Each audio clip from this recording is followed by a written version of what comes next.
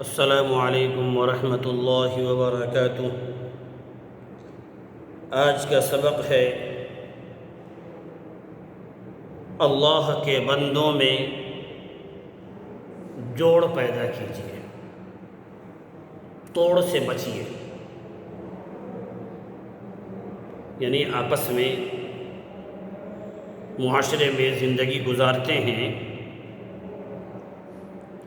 اگر کسی سے کسی کو تکلیف پہنچ جائے معاف کر دیں، اور اس سے بڑھ کر آج بات ہے،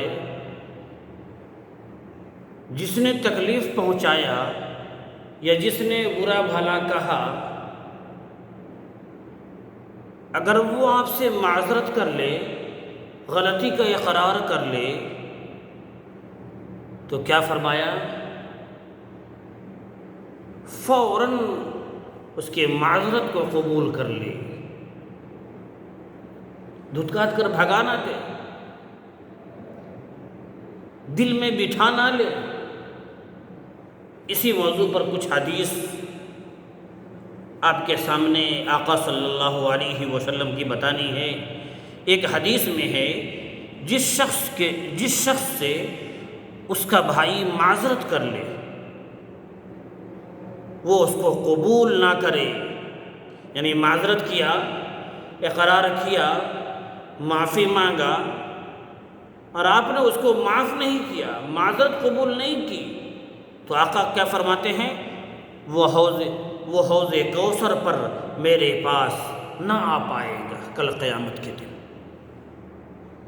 ذرا اندازہ لگائیے، اول تو بغیر معذرت کے، بغیر اس کے اقرار کے آپ معاف کرتے ہیں، آپ کو اس کا بدلہ انشاءاللہ ملے گا، اور اس کی سزا اس کو ملے گی۔ چیز ہے کہ کوئی آپ سے معافی مانگ رہا ہے، اقرار کر رہا ہے ہم سے غلطی ہو گئی ہے، اب اس کے بعد آپ کی ذمہ داری بنتی ہے، آپ نے معاف کر دیا، بہت اچھی بات ہے، ثواب ملے گا دونوں کو۔ اگر معاف نہیں کیا، نبی کیا فرما رہے ہیں؟ ابن ماجہ کی حدیث ہے، وہ حوض کوثر پر مجھ سے نہیں مل پائے گا۔ اس لیے میرے بھائیوں، توڑ سے بچیے، جوڑ پیدا کیجیے۔ اگر کہیں پر توڑ ہو رہا ہو تو آپ وہاں پر جا کر آگ نہ لگائیے، بلکہ وہاں پر جا کر صلح کرا دیجیے، جوڑ کرا دیجیے۔ آج معاشرے میں اگر یہ عمل ہونے لگے تو ذرا اندازہ لگائیے معاشرے کے حالات کیا ہوں گے۔ لیکن ہوتا کیا ہے، دو آدمی میں توڑ ہے تو تیسرا آ کر اس میں اور زیادہ توڑ پیدا کر دیتا ہے۔ نہیں میرے بھائیوں، بہت سخت گناہ ہے، بہت سخت سزا ہے، اور اس کے وبال آپ پر تو آئے گا ہی، آپ کے اعلیٰ اولاد پر بھی آئے گا اس کی نحوست۔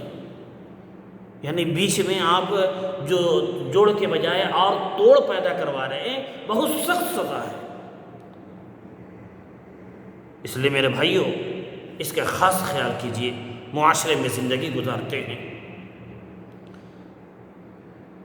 مثلا کسی شخص نے کسی کو ناحق ستایا، یا کوئی نامناسب بات زبان سے کہہ دی، یا کسی کی دل شکنی ہو گئی، تو ایسا شخص اگر معذرت کر لے، غلطی کی معافی مانگ لے، تو اس کو معاف کر دینا چاہیے، اس کا بڑا اجر ہے۔ دل میں بٹھانا نہیں چاہیے، نہیں نہیں نہیں نہیں نہیں تم نے مجھ کو ایسے کیا ہے، نہیں میرے بھائیوں۔ دوسری حدیث، حضور صلی اللہ علیہ وسلم نے ارشاد فرمایا، جو شخص کسی پریشان حال کی مدد کرے، اللہ تعالی اس کے لیے 73 مرتبہ مغفرت لکھ دے گا، جن میں سے ایک مغفرت تو اس کے تمام کاموں کی اصلاح کے لیے کافی ہے، اور باقی 72 مغفرت قیامت کے دن اس کے لیے درجات کی بلندی کا ذریعہ بنے گا انشاءاللہ۔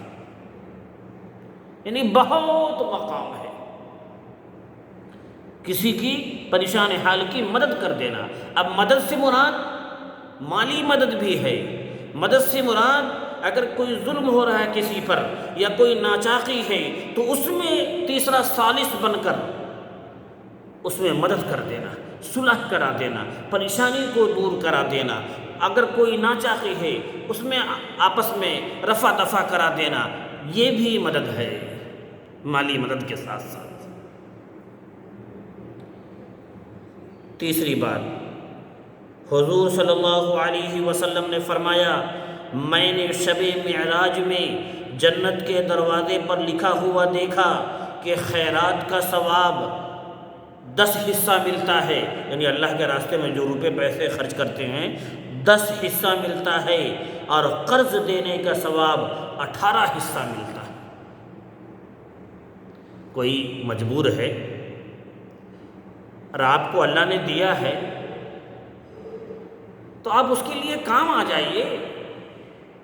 یہی تو نبی کے امتی کی شان ہے کہ کام آنا ہے، اب جس اعتبار سے کام آ جائے۔ فرمایا رسول اللہ صلی اللہ علیہ وسلم نے، جب تک قرض ادا کرنے کے وعدے کا وقت نہ آیا ہو اس وقت تک اگر کسی غریب کو مہلت دے تو ہر روز اتنا ثواب ملتا ہے جیسے اتنا روپیہ خیرات دیا۔ یعنی آپ نے 5000 روپے قرض دیے اور وقت ابھی نہیں آیا ہے اس کے دینے کا، اس وقت تک آپ اس سے تقاضا نہیں کر رہے، کیا فرما رہے نبی کہ ہر روز 5000 روپے اللہ کے راستے میں صدقہ کرنے کا ثواب آپ کو ملے گا۔ اور آگے دیکھیے، جب اس کا وقت آ جائے پھر مہلت دے تو ہر روز ایسا ثواب ملتا ہے جیسے اتنے روپیے سے 2 گنا روپیہ روز مرہ خیرات کیا۔ یعنی وقت پورا ہو گیا، کل دینا تھا لیکن اس کو اتنی صلاحیت نہیں تھی کہ دے نہ سکے، اس نے کہا کہ 1 ہفتہ اور رک جائیے۔ کیا فرما رہے ہیں؟ 1 ہفتہ آپ نے اور مہلت دے دیا، اب اس کا ڈبل ثواب، یہ 1 ہفتہ یعنی روزانہ 5 گنا 10,000 اللہ کے راستے میں صدقہ کرنے کا ثواب ہے۔ ذرا اندازہ لگائیے، اس سے جوڑ بھی پیدا ہوگا اور معاشرے میں اور سماج میں ایک اچھا پیغام جائے گا۔ اس لیے میرے بھائیوں، اللہ کے بندوں کے درمیان جوڑ پیدا کیجئے اور کرانے کی کوشش کیجئے، توڑ سے بچیے اور توڑ کرانے سے پرہیز کیجئے۔ اللہ رب العزت عمل کی توفیق دے، آمین۔ ایک حدیث اور سنا دیں۔ ایک حدیث میں ہے، جو ہمارے چھوٹوں پر رحم نہیں کرتا اور بڑوں کی تعظیم نہیں کرتا وہ ہم میں سے نہیں، یعنی ہمارے گروہ میں شامل نہیں ہوگا۔